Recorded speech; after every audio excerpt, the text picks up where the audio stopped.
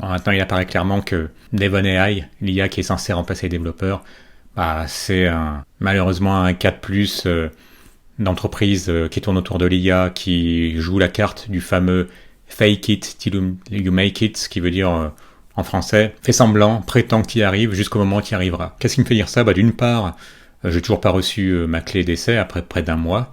Ensuite, j'ai vérifié qu'il y a beaucoup d'anglo-saxons qui n'ont pas reçu non plus. Je m'étais dit peut-être qu'ils favorisent plutôt le marché américain, de manière large, Amérique, Canada, etc. C'est pas le cas. Personne peut jouer avec. Donc en gros, vous avez une belle vidéo marketing. Mais plus grave encore, l'auteur de la tâche qu'a prétendument faite Devon AI avec succès, qu'on peut pas reproduire, il se trouve qu'il a fait une vidéo dans laquelle il explique que c'est absolument pas ce qu'il a demandé à faire sur Upwork. Lui, c'est un spécialiste en computer vision, c'est ces fameux algorithmes qui vous permettent de reconnaître différents objets qu'il y a sur des images. Lui, il voulait repérer des trous dans la chaussée. Il a absolument pas demandé à ce que quelqu'un utilise son modèle pour ensuite faire des inférences, c'est-à-dire faire les tests que lui-même voulait faire sur des photos pour repérer des trous sur la chaussée.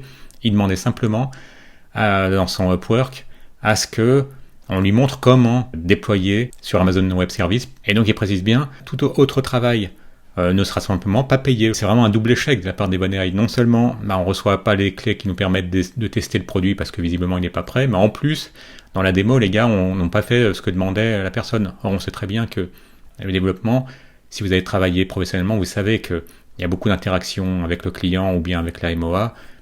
Si on vous demande pas uniquement de programmer, si déjà vous partez dans la mauvaise direction, quoi que vous fassiez derrière, c'est déjà perdu. Mais le plus gros problème, c'est pourquoi est-ce qu'il y a cette logique à mentir jusqu'à ce qu'on réussisse à réellement faire la chose. Est-ce que c'est vraiment propre aux toutes petites entreprises? Ce que je voulais vous montrer, c'est que même les plus grosses entreprises ont ce genre de pratiques douteuses.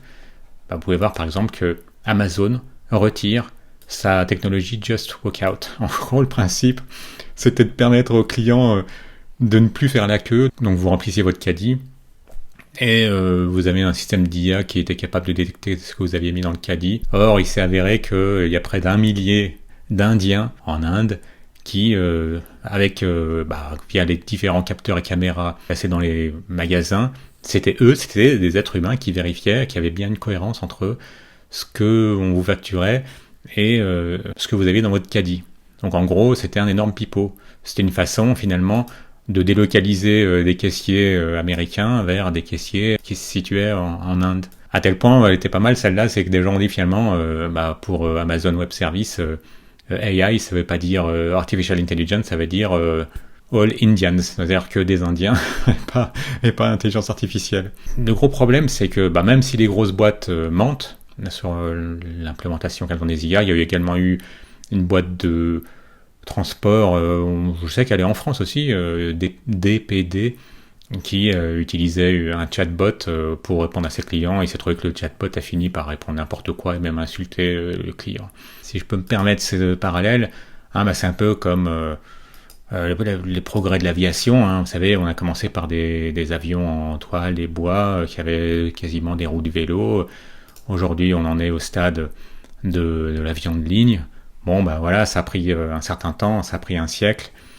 Donc aujourd'hui, peut-être qu'au niveau des IA, on n'en est plus au stade de l'avion en toile et bois, on est peut-être plus sur une phase intermédiaire, on est peut-être plus un peu sur les avions qu'il y avait juste après la Seconde Guerre mondiale, mais encore du chemin à faire. Donc les autres entreprises se sont obligées, y compris des grosses boîtes comme Amazon, de mentir, pour attirer le gogo, l'investisseur. Les plus anciens d'entre vous se rappelleront peut-être de la bulle .com, où il a fallu faire croire que c'était une révolution incroyable, si bien que dès que vous aviez un site en .com, vous aviez une idée d'application en .com, les investisseurs se jetaient sur vous. Progressivement, c'est devenu acheter nos actions parce qu'elles vont monter. C'est-à-dire quand il est devenu apparent que derrière, soit c'était très exagéré, soit il n'y avait rien, pour pas faire fuir les clients et les investisseurs, c'est devenu, on a un super service en .com, notre service c'est juste de vendre des actions, donc si vous les achetez, elles vont monter, c'est une palissade.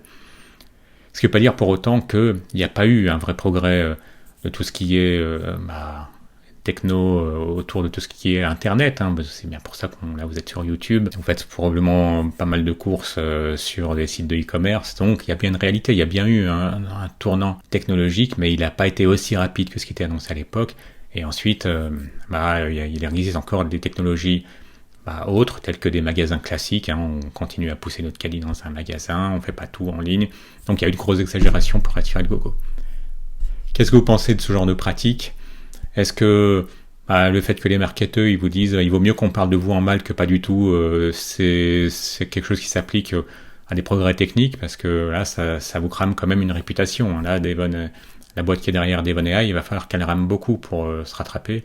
Et pourtant, un des développeurs, celui qui fait la démo, celui qui a des lunettes, c'est une vraie tronche en maths. Depuis son plus jeune âge, il gagne des concours en mathématiques. Donc, il a fait des études ensuite sérieuses qui ont débouché sur l'IA. Il a des outils en main. L'ennui, c'est qu'ensuite, tout le côté marketing fait qu'il faut exagérer. Ça décrédibilise un peu le tout. Qu'est-ce que vous pensez de ce côté bulle, à côté, parallèlement de choses réellement impressionnantes qui se passent dans l'IA? Pourquoi est-ce que les choses sont polluées par des bulles? N'hésitez pas à laisser un commentaire, un petit like si vous avez aimé. Abonnez-vous si c'est déjà fait, et à bientôt.